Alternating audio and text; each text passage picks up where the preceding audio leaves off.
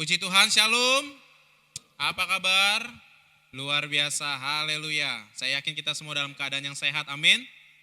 Sebelum saya sampaikan firman Tuhan, ada beberapa pengumuman yang ingin disampaikan. Pada hari Sabtu, tanggal 8 April 2023, ada ibadah Paskah untuk anak-anak di tempat ini jam 2 siang. Jadi pastikan Bapak Ibu yang masih punya anak-anak kecil, yang punya cucu, keponakan, mari bawa untuk kita sama-sama beribadah merayakan Paskah di tempat ini hari Sabtu 8 April jam 2 siang. Itu saja kira-kira pengumuman yang dapat saya sampaikan. Selebihnya kita sudah dapat melihatnya di media sosial kita, di Instagram kita, untuk info-info gereja yang lebih lanjut. Bapak Ibu Saudara kasih Tuhan, saya yakin percaya kita datang ke tempat ini dengan hati yang penuh sukacita, amin. Ada yang datang dengan hati yang penuh dengan putus asa. Ada yang datang dengan muka yang penuh dengan beban berat, karena lagunya pas banget ya. Bila hati berbeban berat, jangan-jangan jemaat datang ke sini, wah bawa beban yang berat banget nih. Mukanya udah berat banget rasanya.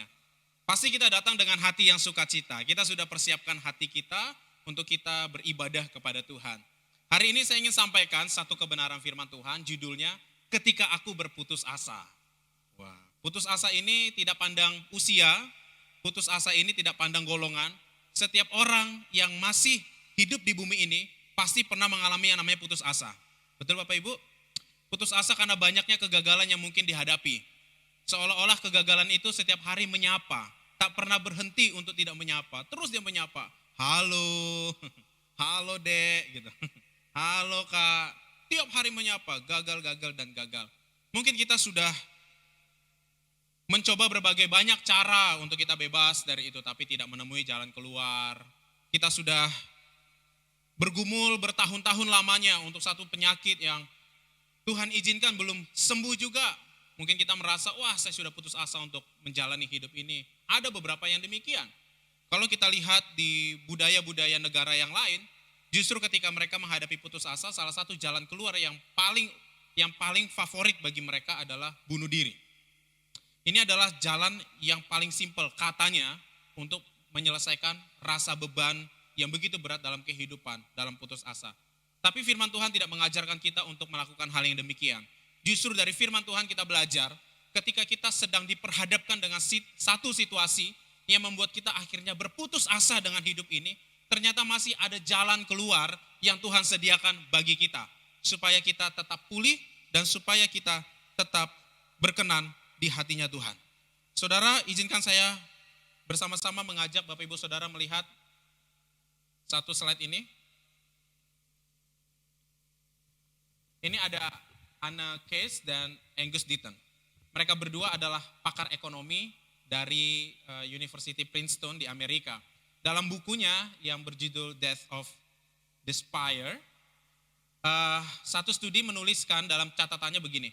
Putus asa itu memberikan sumbangsih dalam meningkatnya kasus kematian di antara orang kulit putih parubaya di Amerika. Khususnya bagi orang-orang yang tingkat pendidikannya rendah, yang tidak mendapatkan pendidikan dengan cukup. Kematiannya disebabkan oleh karena bunuh diri, overdosis karena obat-obatan terlarang, dan penyakit liver yang terkait oleh karena alkohol. Jadi dalam penelitiannya dia melihat ternyata putus asa itu memberikan satu sumbangsih terbesar. Kenapa? Ketika orang berputus asa di sana, mereka mencari pelarian. Obat-obatan terlarang menjadi barang dagangan yang sangat favorit. Mereka mengkonsumsi itu dan akhirnya terjerat dengan obatan terlarang. Sama dengan alkohol juga. Mabuk mungkin pada saat itu, wah pikiran kita teralihkan dari beban berat yang mereka alami. Dan ternyata makin lama sama seperti sedang meminum racun. Kondisi organ tubuhnya terganggu, rusak, dan akhirnya mengalami kematian. Lalu tingkat bunuh diri disebabkan oleh keputusasaan. Ini menjadi satu studi di negara sana, di negara Amerika yang dilakukan oleh mereka. Ternyata putus asa itu adalah satu hal yang mengerikan dan itu harus diselesaikan di tengah-tengah keadaan, kehidupan, dan kejiwaan dari manusia. Dan kita lihat di dalam 2 Korintus pasal yang pertama, ayat yang ke-8 sampai ayat yang ke-9. Ternyata putus asa itu tidak hanya ada di kalangan mereka, tapi semua orang yang masih hidup di bumi juga pernah mengalami tingkat yang demikian. Sebab kami tahu saudara-saudara supaya kamu tahu akan penderitaan yang kami alami di Asia Kecil. Beban yang ditanggungkan atas kami adalah begitu besar dan begitu berat, sehingga kami telah putus asa juga akan hidup kami. Bahkan kami merasa seolah-olah kami telah dijatuhi hukuman mati. Surat ini dituliskan oleh Rasul Paulus kepada jemaat di Korintus. Paulus menyampaikan hal ini bukan karena dia mengeluh atas hidupnya, bukan.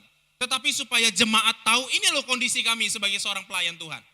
Walaupun kami hamba Tuhan, walaupun kami adalah seorang rasul, kami juga tidak lepas dari yang namanya putus asa. Begitu beratnya beban yang harus kami alami selama kami pelayanan ada di wilayah Asia Kecil. Beban yang begitu berat ditanamkan bagi kami, diberikan bagi kami. Dan kami merasa depresi, membuat kami putus asa. Beban yang begitu berat ini seolah-olah seperti kami sedang menghadapi hukuman mati. Berat sekali rasanya.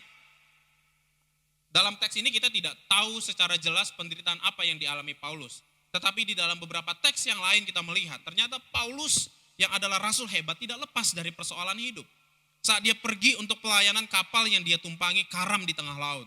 Dia mendarat di satu wilayah, dia harus dipatok oleh ular berbisa, dia harus mencukupkan diri dengan makanan yang ada di sana, dia harus dicambuk, dipukul, dipenjara. Begitu banyak penderitaan yang dialami oleh Rasul Paulus dalam pelayanan yang dia hadapi. Sampai dia merasa kami seolah-olah sudah putus asa dengan apa yang kami kerjakan ini. Seperti nggak ada harapan, seperti nggak ada jalan keluar. Bahkan saat kami melayani di Korintus, Rasul Paulus juga diragukan oleh jemaat yang ada di Korintus.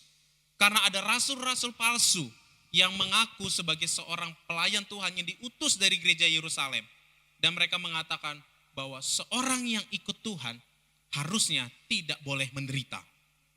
Ini disebut dengan Injil kemakmuran atau teologi kemakmuran. Di abad 20 sampai abad 21 begitu populernya teologi kemakmuran ini, saudara. Tapi nyatanya lihat, Paulus hamba Tuhan yang dahsyat. Dipakai Tuhan dengan luar biasa, tapi dia tetap mengalami namanya penderitaan. Setiap orang, setiap anak Tuhan juga tetap mengalami yang namanya putus asa. Tetapi apakah ketika beban berat itu harus kita pikul, itu menjadi akhir dari hidup kita? Bukan, Bapak Ibu. Setiap masalah, setiap rasa putus asa itu bukan menjadi alasan bagi umat Tuhan untuk mengakhiri hidup, bukan. Itu bukan menjadi alasan bagi orang-orang Kristen, bagi umat-umat Tuhan untuk berhenti mengikuti Tuhan, untuk berhenti melayani Tuhan, tidak. Paulus tidak punya alasan apapun untuk berhenti pelayanan, untuk berhenti menyampaikan kabar Injil, walaupun keadaannya dibatasi oleh karena pemenjaraannya. Dia tidak berhenti untuk melayani pekerjaan Tuhan walaupun yang dialami begitu beratnya, begitu beratnya. Kata beban berat yang dicatat di sini sama seperti sebuah kapal yang besar yang punya kapasitas tertentu tapi diberikan beban yang lebih daripada kapasitasnya sehingga kapal itu hampir tenggelam.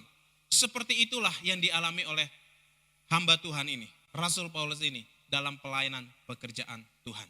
Dan dia katakan kami seolah-olah seperti orang yang sudah mau mati, seperti orang yang menghadapi hukuman mati.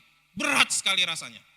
Dalam teks Injil kita juga melihat ternyata yang mengalami masalah begitu beratnya, tingkat stres yang begitu tinggi sampai rasanya mau mati juga dialami oleh Yesus. Saat Yesus pergi ke satu tempat yaitu Taman Getsemani sebelum dia disalib, dia pergi berdoa. Dan dalam doanya di sana dicatat dia begitu ketakutan yang luar biasa sampai keringatnya berbentuk apa Bapak Ibu masih ingat? Darah, berpeluh darah. Jadi saya diskusi dengan satu singers kita karena kebetulan dia juga dokter. Saya tanya tentang hematohidrosis. Jadi yang beberapa penelitian mencatat dari jurnal yang saya baca, Yesus mengalami yang namanya hematohidrosis, tingkat stres yang sangat parah.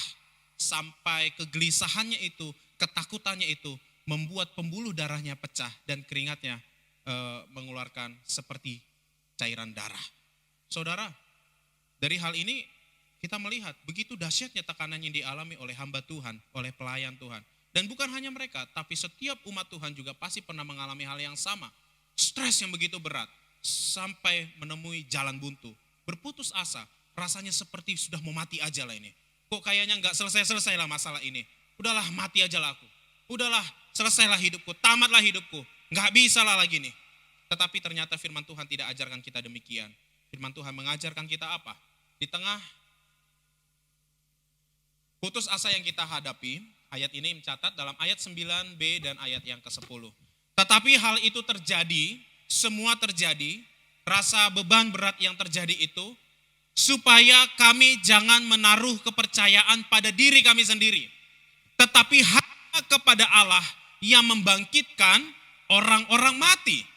Dari kematian yang begitu ngeri, ia telah dan akan menyelamatkan kami. Dari rasa yang begitu mengerikan, dari ketakutan yang begitu mengerikan, dia sudah dan akan menyelamatkan kami.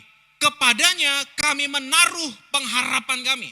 Kami menaruh kepercayaan kami bahwa ia akan menyelamatkan kami lagi. Wow, dahsyat saudara. Ketika kita menghadapi keputusasaan, karena apa yang harus kita alami dan harus kita hadapi, firman Tuhan ajarkan apa? Taruhlah kepercayaan dan pengharapan itu totalitas hanya kepada Tuhan. Totalitas hanya kepada Tuhan. Walaupun kita punya kemampuan, tetapi tetaplah semua keputusan kita serahkan hanya kepada Tuhan. Kita sakit boleh berobat? Boleh. Kita ada masalah dengan hukum, boleh minta bantuan dari lembaga hukum? Boleh. Semua boleh dilakukan. Tetapi ingat, bukan merekalah yang membebaskan kita. Tetapi ketergantungan kita kepada Tuhanlah yang akhirnya menentukan kita bebas dalam persoalan kita. Amin saudara. Paulus berkata, kami adalah rasul yang hebat, kami pelayan Tuhan yang hebat. Tapi kami tidak menaruh kepercayaan pada kehebatan kami, pada kemampuan kami. Karena hidup kami pun terbatas. Tapi kami menaruh pengharapan, menaruh kepercayaan hanya kepada Allah yang punya kuasa bisa membangkitkan orang yang mati. Orang mati pun bisa dibangkitkan. Apalagi beban berat yang kita alami. Tuhan bisa bebaskan kita dari sana. Amin saudara. Dari rasa frustasi, dari rasa putus asa yang kita alami. Tuhan bisa bebaskan kita dari sana. Selama kita menaruh kepercayaan, pengharapan total hanya kepada Tuhan. Ayat ini mengajarkan kita bahwa hanya Tuhanlah yang bisa bebaskan kita saudara. Hanya Tuhan yang bisa bebaskan kita. Hanya Tuhan yang bisa menolong kehidupan kita. Kalau dulu Tuhan sudah tolong kita. Karena ayat ini jelas ya dikatakan, aku menaruh percaya, aku menaruh harapan kepada Tuhan yang dulu sudah menolong saya dan akan menolong saya lagi dan terus menolong saya, terus menolong saya, terus menolong saya. Sebab dia Allah yang berkuasa, punya kuasa, sanggup menolong setiap persoalan yang dihadapi umatnya. Jadi tengah putus asa yang kita alami, taruhlah kepercayaan kepada Tuhan. Datang ke gereja, mukanya jangan muka putus asa lagi. Tapi datang dengan sukacita. Kenapa? Wah, saya yakin di rumah Tuhan, Tuhan akan tolong saya lagi. Saya yakin Tuhan akan tolong saya lagi. Saya yakin Tuhan akan bantu saya lagi. Saya yakin Tuhan akan sembuhkan saya lagi. Saya yakin Tuhan akan buka jalan keluar bagi saya lagi. Amin saudara. Taruh kepercayaan, pengharapan, totalitas hanya kepada Tuhan. Boleh senggol temannya kanan kiri. Yuk, taruh harapan sama Tuhan. Jangan putus asa lagi lah. Jangan putus asa lagi dong. Putus asa itu wajar, kita masih manusia Bapak Ibu. Pendeta pun juga berputus asa. Karena masih makan nasi, belum makan baterai. Tenaganya masih didapat dari makan nasi. Bukan dari dicas di listrik. Bukan. Masih sama-sama kita makan nasi. Dan kita butuh kekuatan hanya daripada Tuhan. Amin. Dia Tuhan yang dahsyat. Dia Tuhan yang punya kuasa untuk bebaskan kita. Itu yang pertama, yang firman Tuhan mau ajarkan. Yang kedua, kita lihat. Ketika aku berputus asa, apa yang harus dilakukan? Dalam ayat 11. Karena kamu juga turut membantu mendoakan kami. Supaya banyak orang mengucap syukur atas karunia yang kami peroleh. Berkat banyaknya doa mereka untuk kami. Berdoa bersama-sama saudara. Dari hal ini kita lihat seorang pelayan Tuhan yang dahsyat. Rasul yang hebat. Ternyata dia berkata doa itu punya kekuatan yang dahsyat. Apalagi kalau doanya dinaikkan bersama-sama dengan orang seiman. Contoh, Komsel. Promosi Komsel ya. Contoh Komsel. Di Komsel itu ada berapa orang? Taruhlah 10 orang. Ketika kita datang, kita cerita, aku sedang berputus asa loh, kayak gimana ya? Yuk doakan aku dong, doakan aku. Bayangkan 10 orang mendoakan masalah kita. Wow, apa enggak dahsyat itu saudara? Apa enggak luar biasa itu? Seorang hamba Tuhan yang besar, Rasul Paulus hamba Tuhan yang luar biasa dipakai Tuhan. Dia berkata, hai jemaat di Korintus, bekerja samalah kalian semua untuk bersama-sama mendoakan aku. Karena aku sedang berputus asa. Begitu banyaknya beban yang harus kupikul. Tolong bantu aku dalam doa. Berdoalah bersama-sama supaya aku juga mendapat ketenangan dari Tuhan. Supaya aku juga mendapat kebebasan dari Tuhan. Supaya juga orang melihat bahwa Tuhan itu ada bersama-sama dengan kita semua yang berdoa kepadanya. Saudara yang dikasih Tuhan, yuk berdoa bersama-sama di tengah keputusasaan kita. Bukan rame-rame perang status di media sosial. Bukan curhat di media sosial. Curhat walaupun gak pakai nama gitu ya. Pakai anonim, curhatnya ke sana, enggak temukan jalan keluar. Tapi cari komunitas yang bisa membangun kita. Dan kita berdoa bersama-sama di sana untuk menolong teman-teman seiman kita yang sedang berputus asa. Amin. Kekuatan doa itu dahsyat saudara. Kekuatan doa itu dahsyat sekali. Kita gak boleh sepele dengan doa. Kita gak boleh sepele dengan kuasa doa. Ketika orang percaya berkumpul berdoa dengan satu topik doa tersebut, kuasa Tuhan juga bekerja atas persoalan itu, atas topik doa yang dilakukan itu. Di rumah, kalau anggota keluarganya hanya 6 orang, berkumpullah 6 orang sama-sama berdoa. Sama-sama kita berdoa untuk masalah yang sedang dihadapi. Ada kekuatan yang dahsyat dalam sebuah doa yang dinaikkan bersama-sama. Ada kekuatan yang luar biasa yang kita rasakan ketika kita berdoa bersama-sama dengan teman-teman seiman kita. Wow, dahsyat sekali saudara. Dahsyat sekali. Jangan pernah sepele untuk berdoa. Jangan anggap remeh kekuatan dan kuasa dari doa. Amin. Saudara masih berdoa? Doa makan berdoa lah pasti ya. Mau makan pasti berdoa. Mau tidur pasti berdoa. Kalau doa bersama-sama masih dilakukan Bapak Ibu? Masih dong, pasti.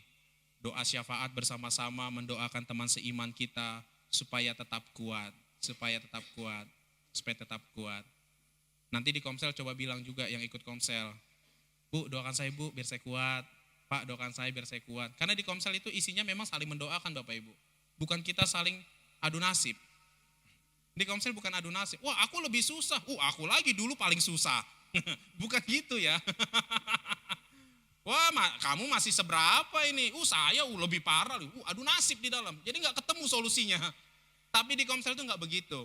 Di komsel dalam komunitas itu kita saling berdoa. Supaya yang lemah dikuatkan. Yang sakit mendapat kesembuhan dari Tuhan. Supaya mujizat Allah, kuasa Allah bekerja di tengah-tengah komunitas kita. Amin. Yang belum ikut komsel silakan ikut. Yang pengen buka komsel di rumahnya, silahkan. Tinggal laporan aja. Amin saudara. Itu yang kedua. Yang terakhir kita lihat. Ini dia. Ketika kita berputus asa, dalam ayat yang ke-12 kita baca. Inilah yang kami megahkan, yaitu bahwa suara hati kami memberi kesaksian kepada kami. Bahwa hidup kami di dunia ini, khususnya di dalam hubungan kami dengan kamu, dikuasai oleh ketulusan dan kemurnian dari Allah, bukan oleh hikmat duniawi, tetapi oleh kekuatan kasih karunia Allah. Sering banget ketika kita menghadapi keputusasaan, yang paling sering kita lakukan adalah nyalahin orang, nyalahin lingkungan, menyalahkan istri, menyalahkan teman, mengkambing hitamkan teman. Ngeri saudara, ngeri banget. Menyalah-nyalahkan teman kita. Bukan hanya itu saja. Dalam keputusasaan kita tahu nih, wah ini berat nih, hanya dia yang tolong. Jadi kita berteman tujuannya supaya bisa memanfaatkan teman kita. Bukan itu. Dalam hal ini kita belajar, ternyata keputusasaan itu justru menjadi tantangan bagi kita. Saat kita berputus asa, apakah hubungan kita dengan rekan sejawat kita, dengan rekan bisnis kita, dengan sahabat kita, dengan teman kita, itu terganggu atau tidak? Justru firman Tuhan ajarkan apa? Ketika engkau berputus asa, ya harusnya hubunganmu dengan yang lain tetap terjaga dengan baik. Karena hubungan kami dengan kamu dikuasai oleh ketulusan dan kemurnian. Pergaulan kita, pertemanan kita, persahabatan kita dibangun dengan ketulusan, dibangun dengan kemurnian, yang dibangun di atas fondasi kekuatan, kasih karunia Allah. Bergaul, berteman bukan untuk saling memanfaatkan, tetapi berkawan, landasannya kasih karunia Allah yang dibangun dengan ketulusan dan kemurnian. Sehingga ketika kita sedang menghadapi beban berat, menghadapi persoalan yang berat, masih ada teman-teman kita yang mau mendukung kita. Amin saudara. Masih ada rekan-rekan kita yang peduli sama kita. Andai kata kita nggak membangun relasi dengan baik, saat kita jatuh dalam persoalan, apa yang dilakukan mereka? Mampus, pasti gitu. Rasain, kualat, anak Tuhan dicurangin. Pasti gitu. Kita yang sudah terpuruk, makin terpuruk, makin terpuruk. Tapi kalau relasi kita tetap terjaga dengan baik, tetap terjalin dengan baik, karena kita membangun hubungan dengan ketulusan, dengan kemurnian, dan didasari dengan kasih karunia Allah, maka ketika kita sedang terjatuh, sedang ada di titik terendah, masih ada teman-teman dan sahabat kita yang peduli dengan kita, yang mau mendoakan kita, yang mau menolong kita, yang mau membesuk kita. Bukan justru mengutuki kita dan menyumpahi kita. Ini menjadi pelajaran bagi kita Bapak Ibu Saudara. Betapa pentingnya kita menjaga relasi antara satu dengan yang lain. Amin. Jangan sampai masalah kita menjadi kesempatan bagi kita untuk memperdayakan teman kita, untuk memanfaatkan keadaannya. Bukan, itu enggak dibangun dengan ketulusan, tapi dibangun dengan asas manfaat. Tapi bangunlah dengan kemurnian, dengan ketulusan, sehingga mereka pun mau membantu kita, mau membantu anak-anak kita nantinya kalau kita sudah enggak ada, supaya tetap diingat nama kita, supaya tetap diingat. Pertolongan itu juga mengalir untuk keturunan-keturunan kita selanjutnya. Amin. Tetap jaga, tetap jalin persahabatan kita dengan rekan kita, dengan saudara seiman kita, supaya berkat Tuhan juga tetap tercurah dalam hidup kita.